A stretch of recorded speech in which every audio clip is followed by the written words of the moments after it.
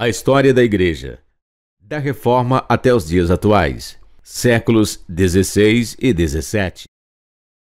Dois nomes destacam-se quando falamos em Reforma Protestante: Martinho Lutero e João Calvino. Sabemos que Lutero teve grande impacto no interior da Igreja Católica e principalmente na instituição política do Sacro Império Romano-Germânico. A circulação das ideias luteranas, propiciadas pela invenção da imprensa, logo alcançou a Europa inteira e passou a influenciar desde clérigos, camponeses a reis e nobres. Um dos lugares de maior repercussão do luteranismo foi a Suíça, onde floresceu, a partir da década de 1530, o pensamento de João Calvino. Para compreendermos o contexto em que se desenvolveu o calvinismo, é necessário entender um pouco da situação da Suíça nessa época. No século XV, a Suíça conseguiu tornar-se independente do Sacro Império Romano-Germânico. Contudo, a sua organização política não era unificada, de modo que havia concentração de poder em várias cidades que eram verdadeiros polos comerciais. Nesse contexto, um personagem antecedeu Calvino e deu início à reforma religiosa nas cidades suíças: Eurico Zwinglio. Zwinglio apoiava as ideias de Martinho Lutero e propagava-as abertamente. Tornou-se uma figura de certa popularidade por causa de suas ações humanitárias, numa época em que a Suíça foi atingida pela peste bubônica. Seus pensamentos agitaram várias regiões da Suíça e chegaram a provocar a Guerra Civil de 1531, na qual morreu. Nesse mesmo ano, foi proposto um primeiro acordo, intitulado Paz de Capel, com vistas ao estabelecimento da tolerância religiosa na Suíça. Nos anos seguintes, as revoltas prosseguiam em outras regiões, principalmente em Genebra, que ainda estava dividida entre os católicos e os protestantes ascendentes. Foi em Genebra que Calvino despontou como um personagem de grande importância. Assim como Zwinglio, Calvino era um entusiasta das ideias de Lutero e levou algumas de suas premissas às últimas consequências teológicas, como a questão da predestinação. O calvinismo logo se espalhou para outras regiões da Europa, sobretudo para Inglaterra, Escócia e França. Martinho Lutero escreveu as suas 95 teses em 1517, quando Calvino tinha 8 anos de idade. João Calvino, 1509-1564. João Calvino nasceu em 10 de julho de 1509 na França, nos últimos anos do reinado do rei Luís XII, que foi sucedido por Francisco I em 1515. Em 1532, terminou o doutorado em Direito em Orleans e, aos 23 anos, era já um famoso humanista, seguindo os passos de Erasmo de Roterdã. Em 1536, com 26 anos, Calvino chega a Genebra.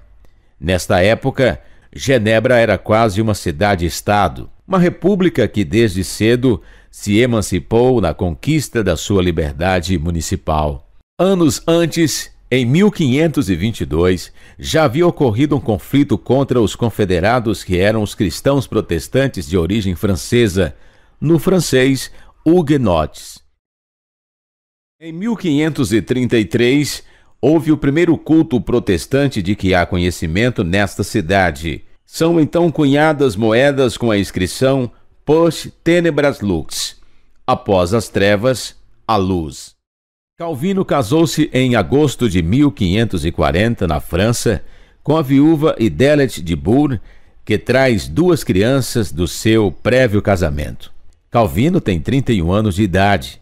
A cerimônia do casamento foi dirigida por Guilhem Farel. Em 1541, a peste negra ou peste bubônica ressurgiu em Estrasburgo, na França. Idélette e as 2 crianças procuram abrigo em casa de um irmão dela, nas redondezas. Em 13 de setembro de 1541, Calvino chegou pela segunda vez a Genebra, mas, desta vez definitivamente. Começou então a organizar e estruturar, de acordo com as linhas bíblicas, os ministérios e a ação dos professores e diáconos. Em 1542, Calvino publicou em Genebra o seu livro de catecismo. O seu objetivo era a profunda transformação das mentalidades. Qualquer ideia de superstição, de práticas de magia ou de catolicismo era perseguido como idolatria. Em 1542, há um surto de peste negra em Genebra. A peste negra permanecia então um fenômeno incompreensível. Para lidar com a epidemia, era comum que se multiplicassem os casos de feitiçaria e de rituais contra a peste. Este tipo de prática já era conhecido em Genebra antes da Reforma. Os que eram identificados como bruxos eram queimados vivos, enquanto se propaga a ideia de que estas desgraças eram castigo de Deus. Em 1542, o filho de Calvino, Jacques, morreu pouco depois de nascer em 28 de julho. A partir de 1542, e sobretudo na década de 1550, a cidade de Genebra conheceu um grande crescimento demográfico com a chegada de refugiados franceses, protestantes perseguidos na França. Consequentemente, há uma fase de expansão econômica. Em 1549 morre Hipólite Calvino. E Calvino não tornou a casar-se. Dedicou-se somente ao seu ministério. Em 1555, são erguidas as primeiras igrejas calvinistas na França.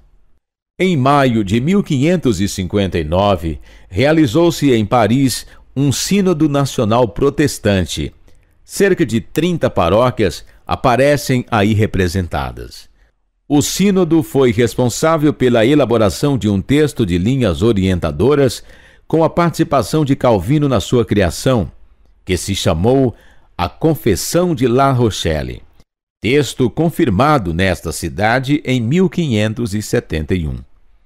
Em 1559, Calvino também fundou uma escola e um hospital.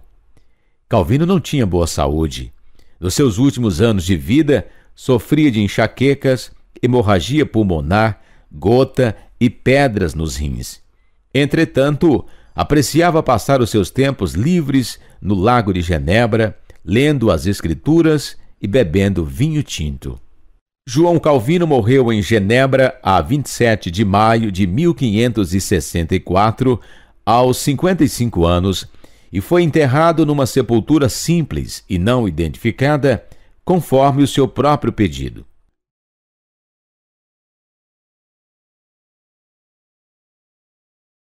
John Bunyan.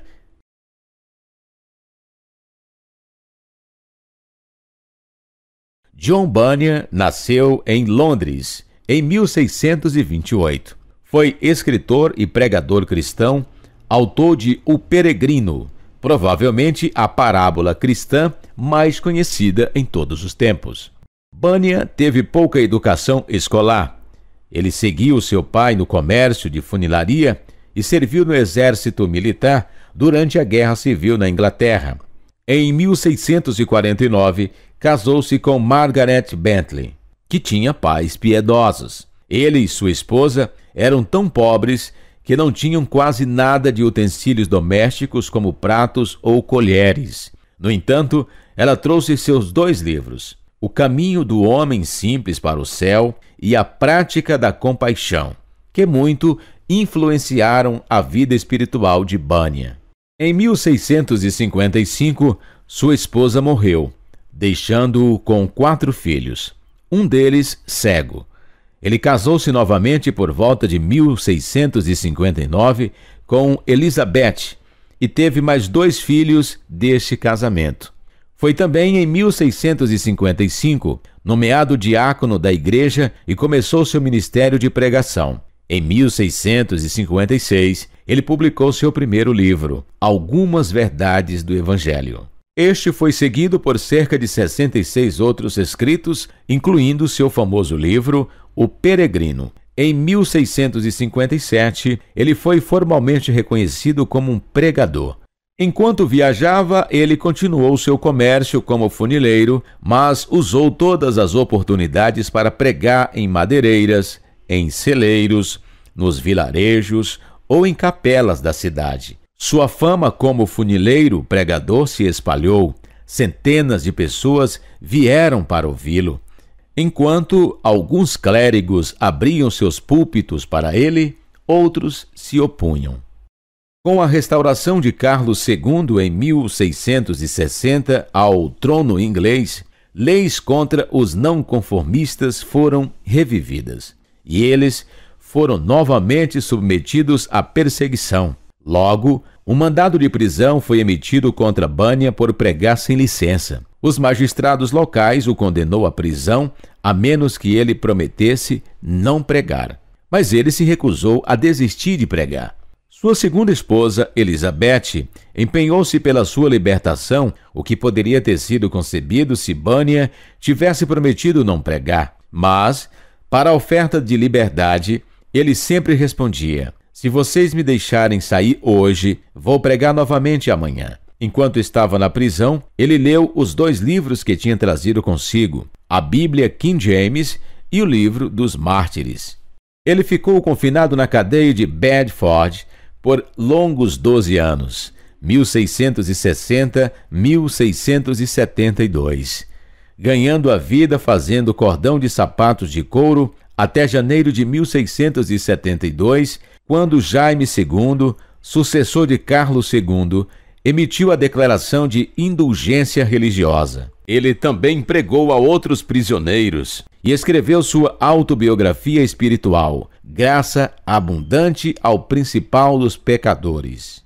Em 1676, ele foi preso novamente por 6 meses por pregação ilegal. Foi durante este período de 6 meses de prisão que ele escreveu sua maior obra, sua obra-prima, O Peregrino, parte 1, no qual foi publicado em 1678 e em 1680 ele publicou sua segunda grande obra, A Guerra Santa, outra parábola religiosa. Em 1684 ele publicou O Peregrino, parte 2, que conta a história da peregrinação cristã. O Peregrino tem sido chamado de a maior parábola já escrita. Quase 80% dos diálogos no livro vieram de citações diretas ou adaptações da Bíblia. Foi traduzido para muitas línguas e tem um apelo mundial. Ao lado da Bíblia, é provavelmente um dos livros mais conhecidos no mundo. Vendeu mais 900 milhões de cópias até 2012. Bunyan faleceu em agosto de 1688, acometido por um forte resfriado. Seu túmulo está localizado no cemitério de Bunhill Fields, em Londres.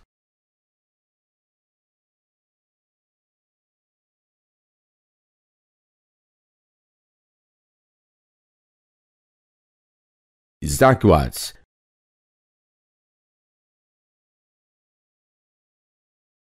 Watts nasceu em 1674 em Southampton, Inglaterra. Ele era o mais velho de uma família de 9. Seu pai era um comerciante de tecidos e professor e um não conformista que havia sido preso 2 vezes. Sua mãe era de origem huguenote. Watts aprendeu latim, grego, hebraico e francês. Depois que ele terminou seus estudos na escola secundária em Southampton, foi-lhe oferecido uma educação universitária em Oxford ou Cambridge. Mas Watts recusou essa oferta quando soube que isso implicaria renunciar à sua não conformidade, pois era um protestante. As universidades de Oxford e Cambridge eram restritas a anglicanos, segundo as posições do governo da época. Ele então foi para a academia dissidente em Stoke Newton em 1690. Em 1693, ele se tornou um membro da Congregação Independente em Londres. Com a idade de 20 anos, ele completou sua educação formal e voltou para casa, para Southampton, por cerca de 2 anos e meio. Isaac, certa vez, expressou seus sentimentos pelos cânticos da congregação. A resposta de seu pai foi, então, dê-nos algo melhor. Assim, Watts providenciou um novo hino a cada dia para os próximos 2 anos para a congregação. Muitos de seus hinos, publicados em 1707 a 1709, foram escritas neste período. Watts tornou-se pastor em Londres em 1702. Em 1712 foi acometido por uma febre que o deixou inválido. Durante os últimos 36 anos de sua vida, ele viveu na casa do Sr. Thomas Abney, onde tinha um lindo parque, onde ele sempre buscava inspiração para escrever seus hinos e livros. Watts era de pequena estatura, tinha 1,52 m de altura e sua aparência não era formosa, mas era um homem muito generoso. Ele dava cerca de 1/3 de sua renda anual, que nunca excederam 100 libras. Uma senhorita que tinha se apaixonado pela sua poesia pensava que havia encontrado sua alma gêmea. Quando ela o conheceu, ela recusou-se dar sua mão em casamento com a observação: eu admirava a joia, mas não o porta-joias.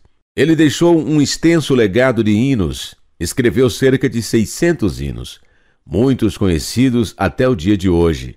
Ele é considerado como o pai dos hinos ingleses modernos. Foi dito que antes de Watts, a igreja cantava salmos. Depois de Watts, a igreja cantava hinos. Watts introduziu uma nova forma de poesia, as chamadas canções originais provenientes da própria experiência cristã, para serem utilizadas na adoração. A tradição mais antiga era baseada em poesia da própria Bíblia, geralmente os Salmos. Watts faleceu aos 74 anos e foi enterrado em Barrowfields, Londres, ao lado de outros cristãos famosos como John Bunyan, Susanna Wesley. Mais tarde, uma placa comemorativa foi colocada na abadia de Westminster, onde ainda pode ser vista hoje.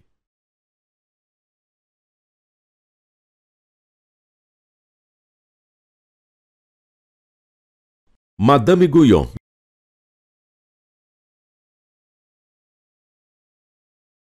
Jeanne Marie Bouvier de la Motte foi levantada por Deus no contexto católico em pleno século XVII. Nasceu no dia 18 de abril de 1648 em Montargis, na província de Orléans, na França. A sua família possuía alguma influência na sociedade francesa e o seu pai, Claude Bouvier, era procurador do Tribunal de Montargis.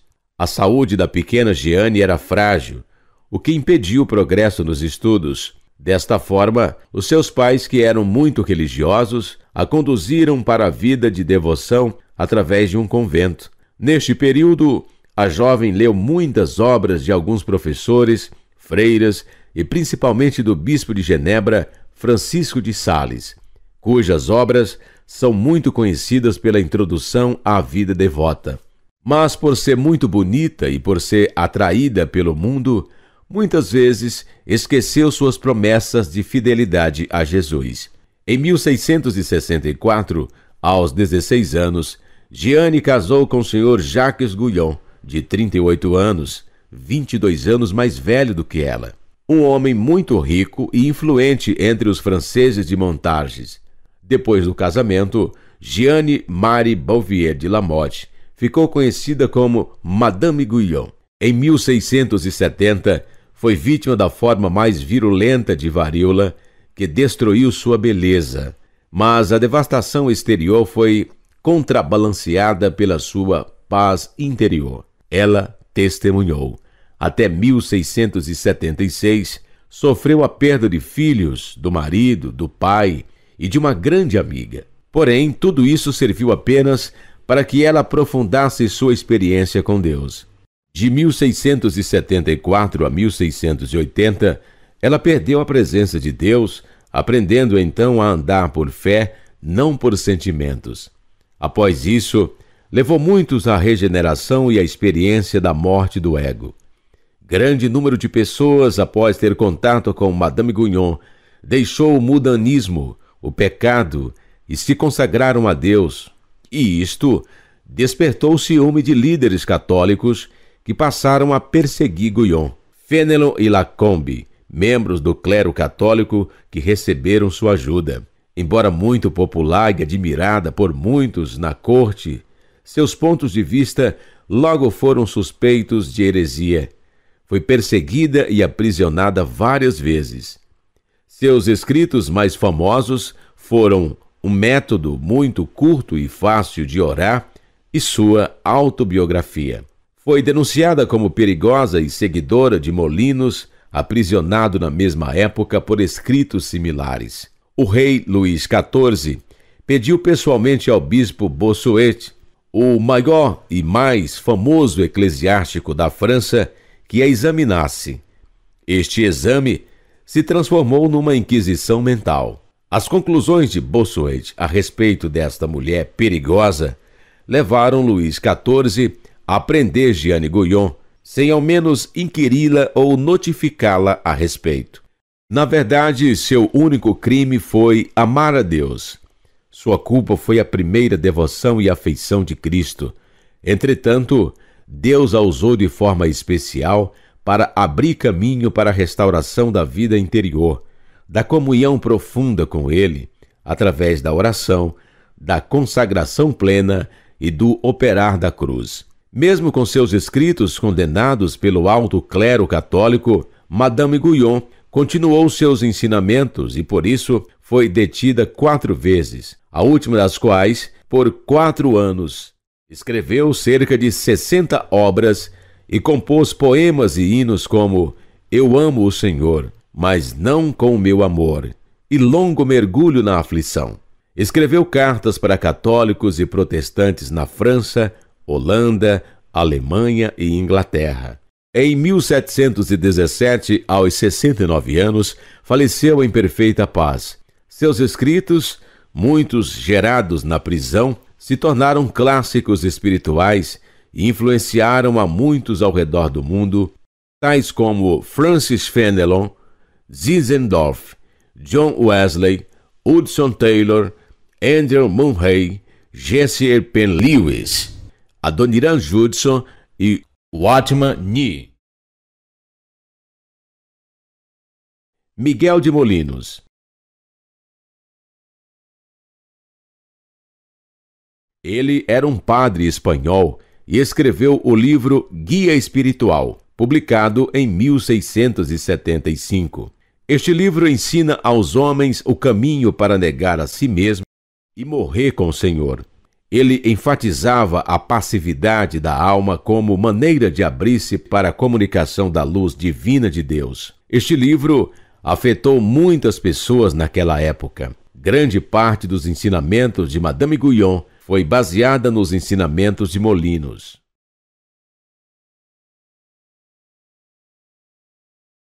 Padre Fénelon.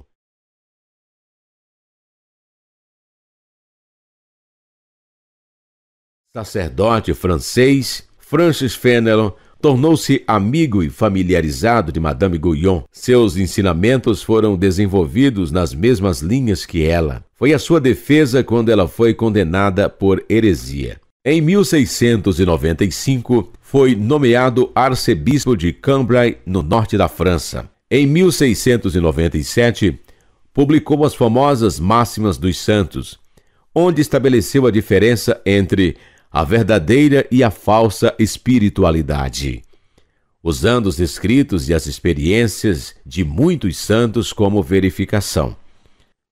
O Papa Inocêncio XII condenou partes do livro. Ele disse: Fénelon cometeu um erro por amar muito a Deus. Daí em diante, ele foi banido por Luís XIV da corte real e exilado na sua própria diocese de Cambrai. Muitas de suas cartas foram escritas durante o exílio. Américas, expansão e colonização.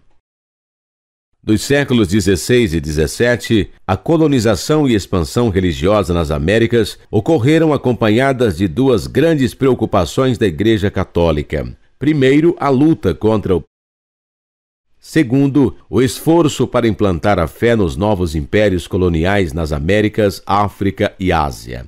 Uma das principais ferramentas usadas na supressão foi a Inquisição ou Santo Ofício, utilizando a delação e a tortura e negando aos acusados os direitos de defesa, resultava na execução dos réus entregues ao poder civil para ser queimados vivos. Uma das práticas da Inquisição era o confisco dos bens do réu confesso. Como esses bens eram divididos entre as autoridades leigas e eclesiásticas, isso contribuiu para manter aceso o fogo das perseguições. Por vários séculos, a instituição perseguiu judeus e protestantes dos dois lados do Atlântico.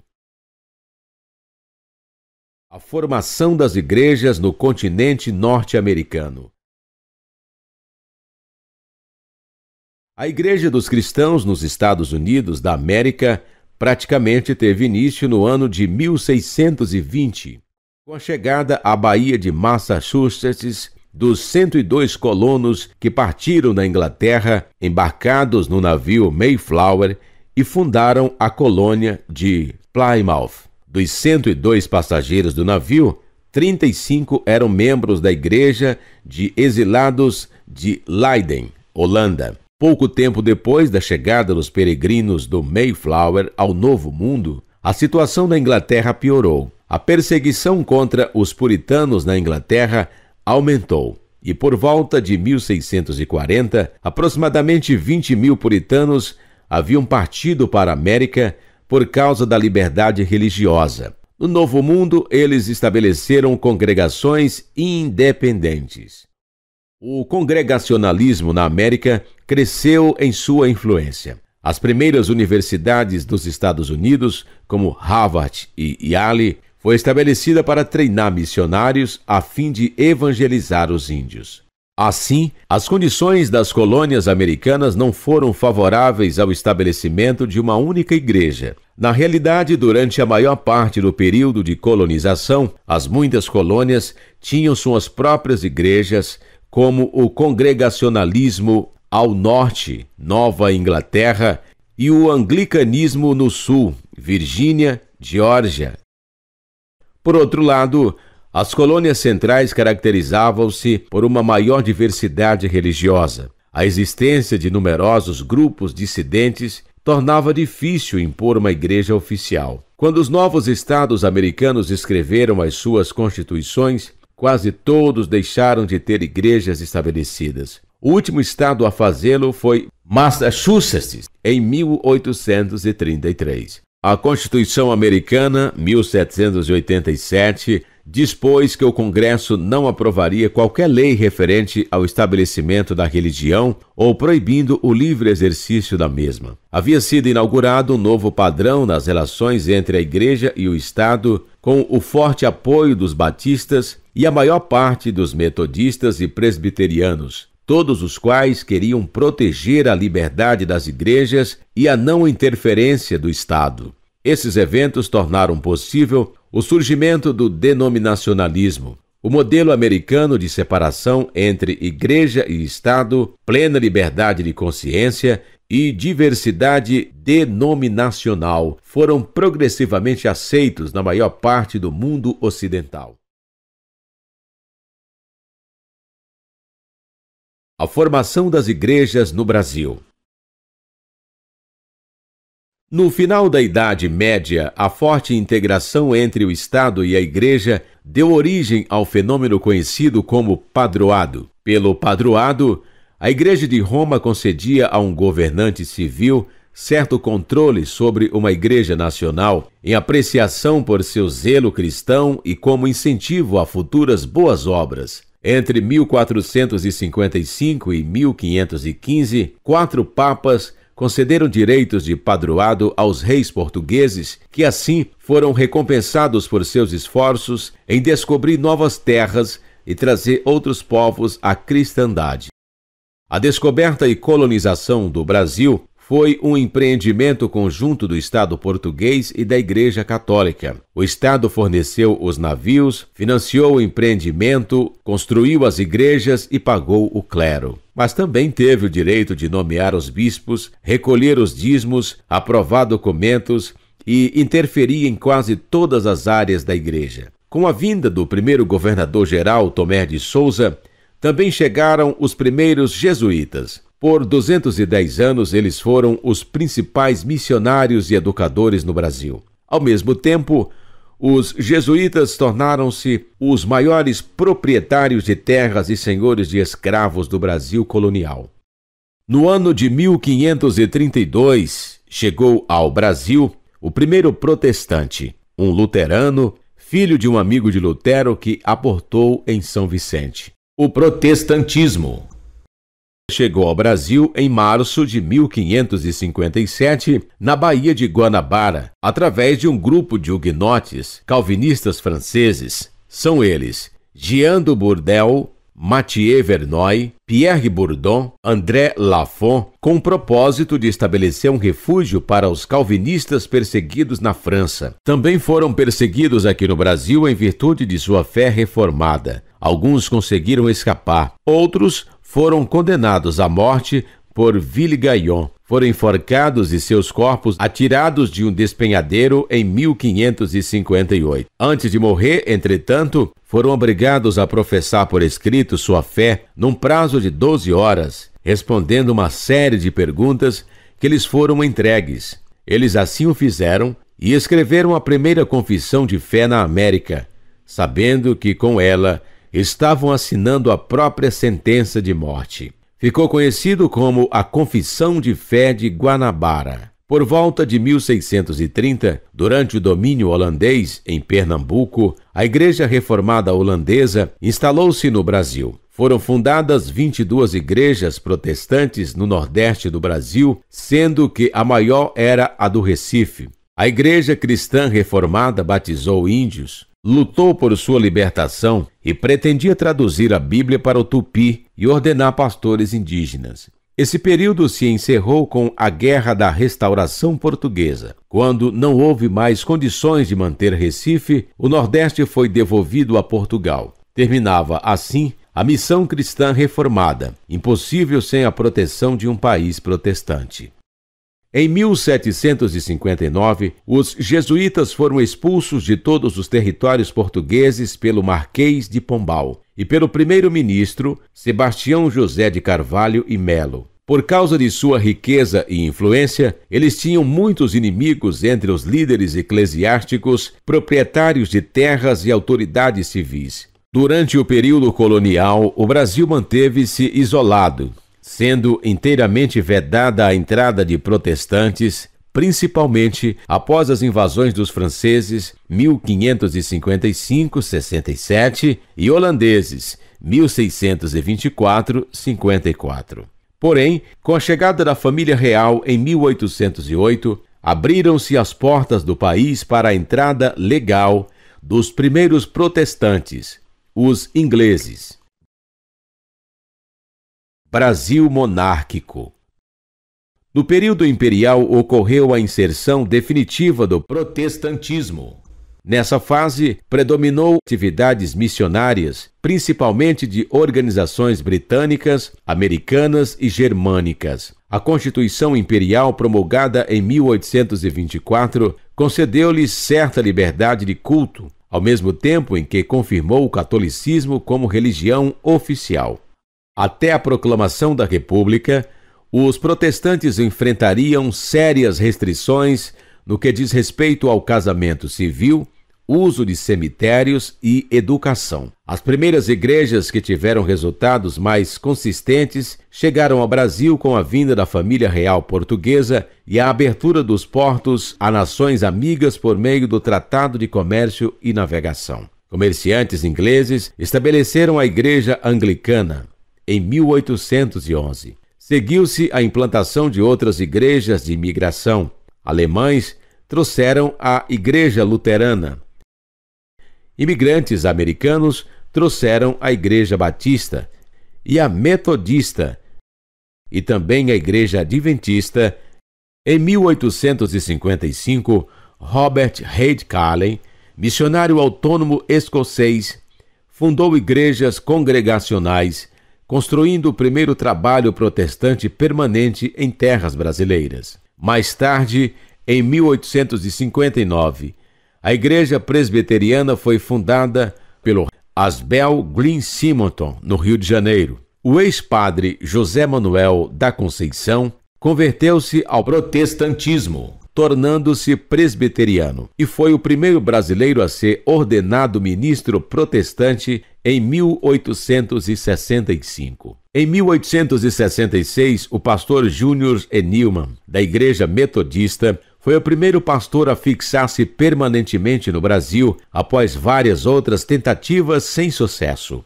Ela cresceu firmemente desde então, tornando-se autônoma em 1930. Em 1871, o primeiro grupo batista se estabeleceu em Santa Bárbara do Oeste, no estado de São Paulo, trazido por missionários americanos. A Igreja Adventista do Sétimo Dia chegou em 1884. Nessa época surgiram os primeiros conversos. Em maio de 1893, Alberto B. Stauffer chegou ao Brasil como missionário e introduziu a colportagem no país. Em 1896, organiza-se o primeiro templo adventista em Gaspar Alto e em Curitiba foi fundada a primeira escola adventista no país. Brasil republicano. O período republicano caracterizou-se pela intensificação de atividades missionárias estrangeiras, a nacionalização de denominações. Nessa fase, o país passou a gozar liberdade religiosa constitucional, com separação entre Estado e religião, o que permitiu o avanço das denominações no Brasil. Finalmente, em fevereiro de 1891, a primeira Constituição Republicana proclamou a separação entre a Igreja e o Estado, bem como outras medidas, tais como a plena liberdade de culto, o casamento civil obrigatório e a secularização dos cemitérios. A Igreja Católica foi colocada em pé de igualdade com todos os outros grupos religiosos. A educação foi secularizada, a religião sendo omitida do novo currículo. Em uma carta pastoral, os bispos deram as boas-vindas à República, mas também repudiaram a separação entre a Igreja e o Estado.